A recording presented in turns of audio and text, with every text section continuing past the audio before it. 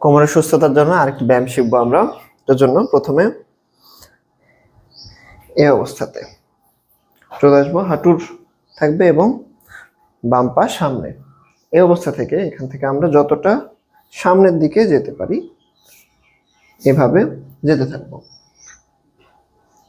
এবার ধীরে ধীরে দুই হাত উপরে উঠবে, পুশ করব, কোমরটা পুশ করব সামনের দিকে এবং দুই হাত দিয়ে এটা পিছনের দিকে, দুই হাত জোড়া থাকবে কানের সাথে, পিছনের দিকে পুশ করব। তাহলে আমাদের কোমরের এই জায়গাটা এবং মেরুদণ্ড দুইটাতেই আমরা উপকার পাবো। তো এইভাবে আমরা কয়েক সেকেন্ড অবস্থান করব, পরে আস্তে আস্তে স্বাভাবিক অবস্থায় চলে আসবো। একইভাবে আমরা বাম পায়েও করব।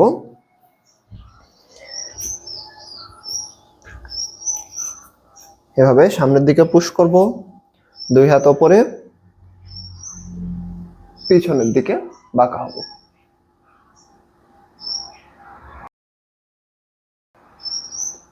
এই অবস্থাতে কিছুক্ষণ সময় থেকে তারপর আমরা আস্তে আস্তে স্বাভাবিক অবস্থায় চলে আসবো।